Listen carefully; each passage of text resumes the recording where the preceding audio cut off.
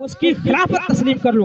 हजरत इमाम हुसैन ने कहा कि ए वलीद बिन उक़बा, आप हमारे पास ये खत लेकर आए, मेहमान हो, वरना मेरी रगों में और मुझे इतना गुस्सा है कि मैं तलवार से तुम्हारी गर्दन जुदा कर देता हूं।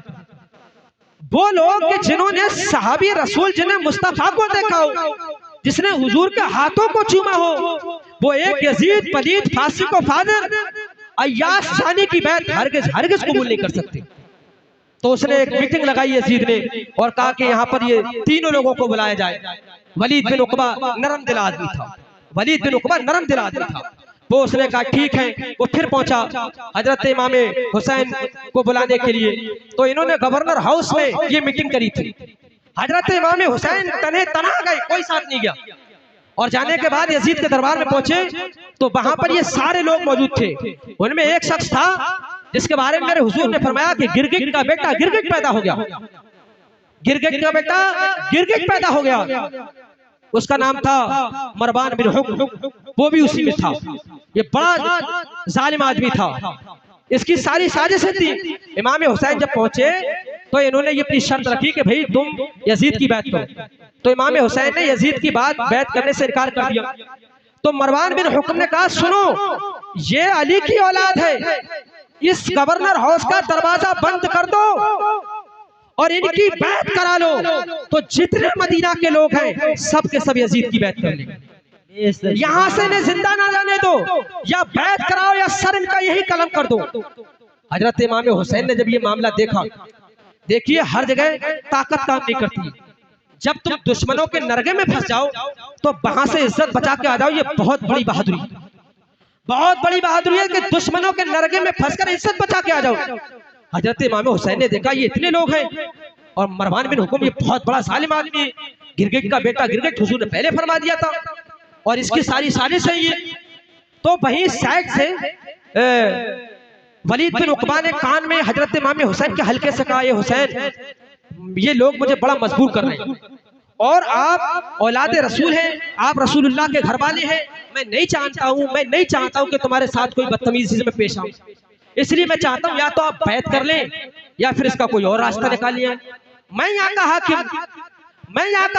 या मुझे यहाँ से हटा दिया जाएगा, मैं अपने ओहदे से इस्तीफा दे दूं अगर आप कहो। इमाम हुसैन ने देखा और दबे पांव उस गवर्नर हाउस से निकल आई और ये कहा आके दरवाजे पे, भाई तुमने मुझे तन्हा बुला लिया और मेरी बैत लेना चाहते हो। मदीने में सिर्फ मैं ही तो थोड़ी नहीं हूँ, और भी बहुत सहाबी रसूल हैं, उनको भी सबको बुलाओ, तब फैसला किया जाएगा कि यजीद की बैत की जाएगी या नहीं की जाएगी। इतनी बात इमाम हुसैन ने कहा और फौरन गवर्नर हाउस से बाहर निकल आई। बड़ी होशियारी से बाहर निकलने के बाद आए। ये 2 दिन तक गुफ्तगू सुनीत का मामला चलता रहा। तीसरे दिन यजीद ने जो थे वो पर्चे छपाए, यजीद ने पर्चे छपाए और अपनी तख्ते नशीनी पे बैठकर कहा ये मदीने की हर गली में, हर चौराहे पे ये पर्चे लगा दूं।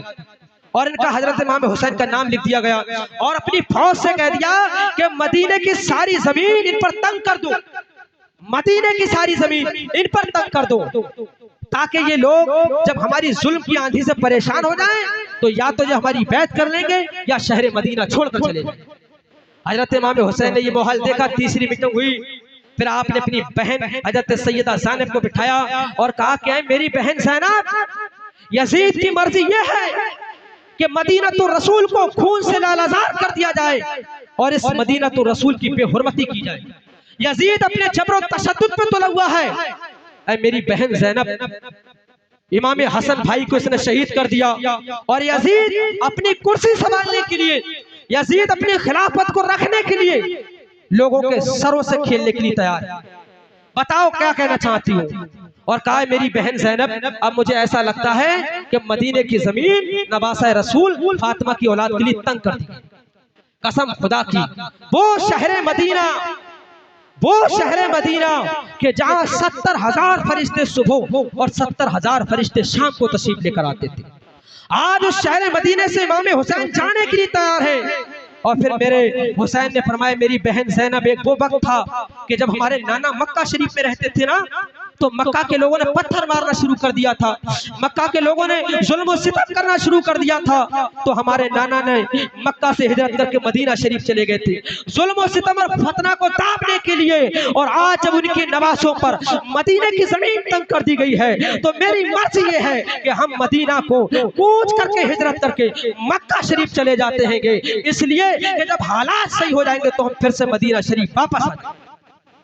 और कहा कि इसी असना में उस टाइम हज का दौर चला था, अरकान हज अदा किए जा रहे थे, कहा हम वहां जाकर हज भी कर ले। आए है इतना बड़ा फैसला लिया हजरत इमाम हुसैन। हाथ सैयदा ज़ैनब ने कहा ठीक, कसम खुदा की मैं आपसे पूछना चाहता हूँ, ये हुसैन मदीने से जा रहे हैं और मदीने की पुरबहर गलियां कौन सी हैं? मदीने के अंदर खुशबू ही खुशबू है, मदीने की कंकरियों में अल्लाह ने शिफा रख दी है, मदीने की हवा में अल्लाह ने शिफा रख दी है, मदीने की मिट्टी में अल्लाह ने शिफा रख दी है। कसम खुदा की अगर पूरी रुए जमीन की बात करो, तमाम बर्रे सगीर की बात करो, जब लोग हाजी हज करने के लिए जाते हैं तो वो कम से कम 40 दिन के अंदर जाते हैं। और अगर उमरा करने जाता हैगा तो उसका टूर जो होता है वो 15 से लेकर 20 दिन तक होता है। जब उमरा करने के लिए हाजी जाते हैं और जब हज करने के लिए जाते हैं और जैसे ही वो मदीना तो रसूल पहुंचते हैं, मक्का मौसमा पहुंचते हैं, कसम खुदा की सफा मरवा की जब वो पहाड़ियां देखते हैं, आबे समसम का जब वो कुआं देखते हैं, मुजदलफा का मैदान देखते हैं, अराफात का मैदान देखते हैं, राजुल जन्ना को देखते हैं, मस्जिद नबवी गुंबद खजरा को देखते हैं और जब हज के सारे अरकान अदा कर लेते हैं और जब वापस होते हैं तो कसम खुदा की दिल टुकड़े टुकड़े हो जाता है, दिल हिलने लगता हैगा। मैंने उनसे पूछा कि ऐ हिंदुस्तान के हाजी हो, ऐ पाकिस्तान के हाजी हो, ऐ इंडोनेशिया को हाजी हो, अगर तुम 20 दिन के लिए हज करने जा रहे हो या तुम 40 दिन के लिए हज करने जा रहे हो, 20 दिन के लिए तुम उम्रा करने जा रहे हो, लेकिन जब तुम शहर मदीना से वापस होते हो तो तुम्हारा दिल कांपने लगता है, तुम पर एक कैफियत तारी हो जाती है। इसकी वजह क्या है? तो उन्होंने तसव्वुरात की दुनिया में गोता लगा कर कहा, ए मौलाना, जो हमने सुकून और जो अमन हमने मदीने में देखा है पूरी दुनिया में कहीं नहीं देखा है। और इस शहर मदीना से हमें इसलिए मोहब्बत है, यहाँ हमारे मुस्तफा जाने रहमत सल्लल्लाहु अलैहि वसल्लम की कुर्बत शरीफ है, मज़ार मुबारक है, यहाँ पर हजरत फातिमा की मज़ार मुबारक है। कसम खुदा की अब जब 20 दिन और 40 दिन जब हाजी हज करने के लिए जाता है तो उसके दिल की कैफियत ये है, अरे मेरा हुसैन तो पैदा भी मदीने में हुआ था, मेरा हुसैन तो जवान भी मदीने में हुआ था, और जब हुसैन मदीने से हिजरत करके मक्का को जा रहा था तो उस वक्त 55 या 56 साल की उम्र है।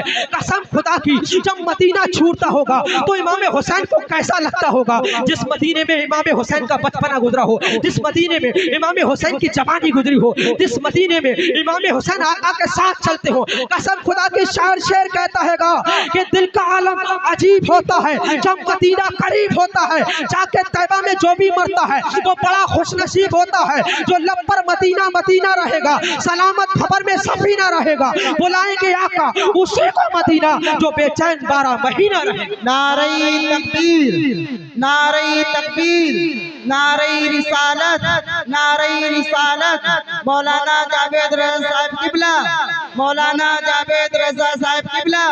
नारे तकबीर, नारे रिसालत। मदीना छुटरा मदीना।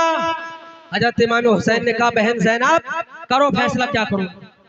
कहने लगी भैया तो फिर मर्जी यही है, जब यजीद अपने जबरो तशद्दुद पर तुला हुआ है, लोगों में कत्ल खून रेजिया करने के लिए आमादा है, तो चलो मदीने को छोड़ देते हैं। फिर ये हजरत इमाम हुसैन का काफिला, हजरत सैयदा ज़ैनब, इनमें इस काफिले में बहुत सारे हजरात को जमा किया, जिसमें हजरत मुस्लिम बिन अकील भी मौजूद है, जिसमें हजरत सैयदा ज़ैनब भी मौजूद है, जिसमें हजरत नन्हे मासूम अली असगर, हजरत अली अकबर। इन लोगों का तादाद चलते चलते 10, 20, 30, 40, 50 बढ़ते बढ़ते जब ये मदीना से रुखसत रात की तारीख में हुए तो ये 72 नफूसे कुदसिया हो गए जो मदीना छोड़कर मक्का को जा रहे थे। 72 नफूसे कुदसिया, 72 लोग ये हो गए थे। उसके बाद हजरत इमाम हुसैन ने सारी तैयारी शुरू कर दी और किसी मदीना वाले को नहीं बताया, इसलिए कि मदीना के लोग इमाम हुसैन से बहुत मोहब्बत करते थे। उन्हें मालूम था कि अगर मदीना वालों को मालूम चलेगा तो मैं जाने ही नहीं देंगे और यजीद पर हमला आवर हो जाएंगे।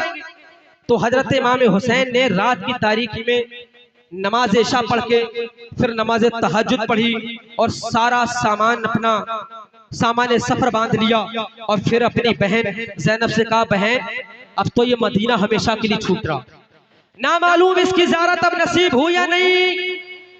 ऐ बहन चलो आखिरी सलाम नाना मुस्तफा के रोजे पे कर लेते हैं।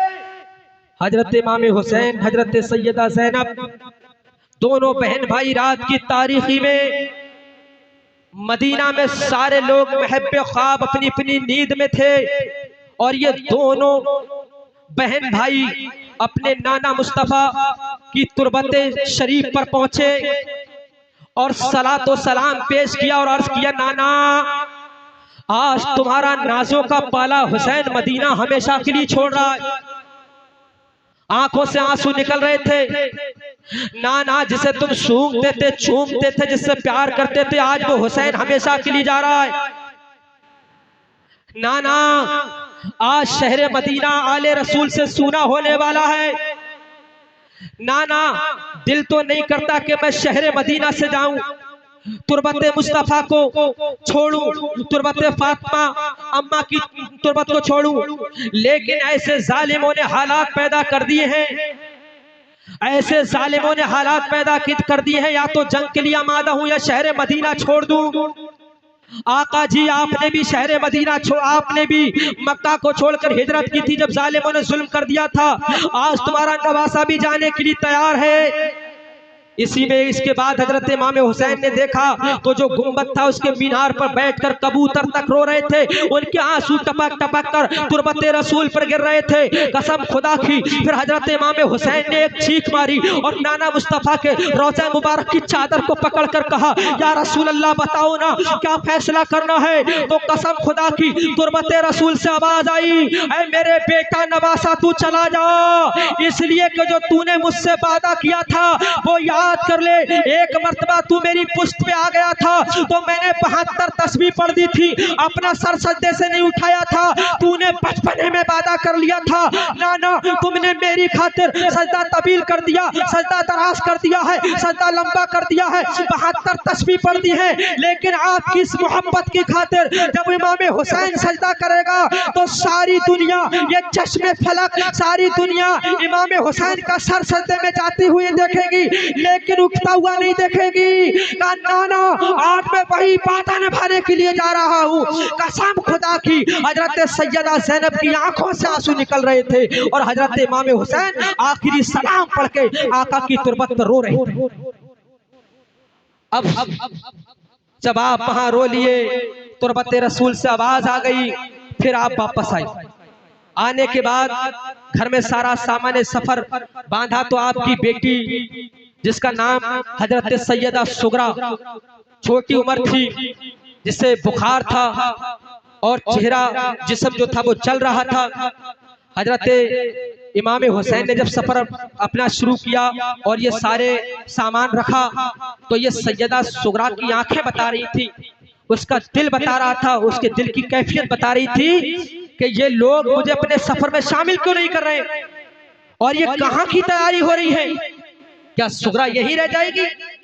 उसके बाद हजरत इमाम हुसैन ने सुगरा को सीने से लगाया, सैयदा ज़ैनब ने मुंह को चूमा और फिर हजरत सैयदा ज़ैनब और इमाम हुसैन ने कहा कि तुरबत रसूल पर सलाम हो गया, आखिरी सलाम जन्नतुल बकी के कब्रिस्तान जहां अम्मा फातिमा की मज़ार मुबारक है, जरा वहां भी आखिरी सलाम कर ले।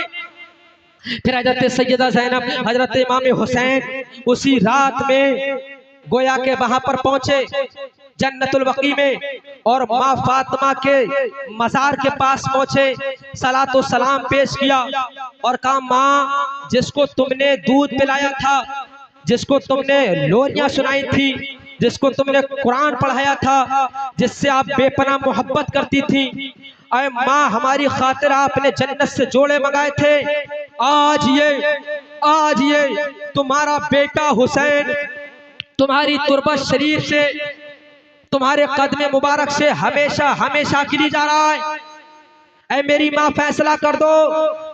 कसम खुदा की तुरबत फातिमा हिलने लगी और आवाज आई है, मेरे लाल अगर शरीयत का लिहाज ना होता, तू रोना, आंखों से आंसू ना निकाल। तुरबत फातिमा हिलने लगी और कहा कि अगर शरीयत का लिहाज ना होता तो तुरबत फातिमा फट जाती और हजरत फातिमा अपनी कब्र से बाहर आके हुसैन और ज़ैनब को सीने से लगा ली। ऐ मेरे लाल रोना, है मेरे लाल रोना। आखिरी सलाम फिर माँ की तुरबत पढ़ते इमाम हुसैन और ज़ैनब ने पढ़ा और पढ़ने के बाद फिर आई और आने के बाद सुबह नमूदार हो रही थी और ये काफिला मदीने से रुखसत होकर मक्का मौसमा की तरफ रवा और दबा था, चल रहा था। और जब मदीना के हुदूद को पार करने के बाद निकलने वाले थे तो मदीना के चंद लोगों को मालूम चला कि आज नवासा रसूल इमाम हुसैन मदीना छोड़कर जा रहे हैं। तो लोग आनंद फानन में वहां पर पहुंचे और हजरत इमाम हुसैन को हाथ को पकड़ लिया कि ऐ हुसैन आप ना जाएं, हम तुम्हारे साथ हैं, आप जो कहेंगे हम वो करने के लिए तैयार हैं। हुसैन हम गद्दार नहीं, हम वफादार हैं, आप हुक्म तो करो। मेरे हुसैन ने कहा नहीं। उसके बाद औरतों ने हजरत सैयदा ज़ैनब के दामन को पकड़ लिया। ऐ ज़ैनब तू कहां तक चलेगी? मदीना चलेगी, मक्का चलेगी, दमिश्क, मुल्क शाम, कूफा, कहां कहां ज़ैनब चलेगी? ऐ ज़ैनब तू हमारे दरमियान से जा रही है। औरतों ने हजरत ज़ैनब के दामन को पकड़ लिया। हजरत ज़ैनब ने आखिरी सलाम उन औरतों को किया, मदीना की औरतों। छोटे छोटे बच्चे आए, नन्हे मासूम अली असगर के हाथ को पकड़ लिया कि आज मासूम अली असगर भी जा रहा मदीना को छोड़कर। कसम खुदा की ये नबी के खानदान वाले जा रहे थे। ऐसा लग रहा था कि शहर मदीना सूना हो रहा है, शहर मदीना की जान जा रही है, आन जा रही है, शान जा रही है। कसम खुदा की जितने लोग थे सबकी आंखों में आंसू निकल रहे थे कि आज इमाम हुसैन यहाँ से तशरीफ लेकर जा रहे हैं। बेशक सुभान अल्लाह। फिर आपका ये काफिला शहर मदीना को कूच करके, हिजरत करके, चलते चलते चलते चलते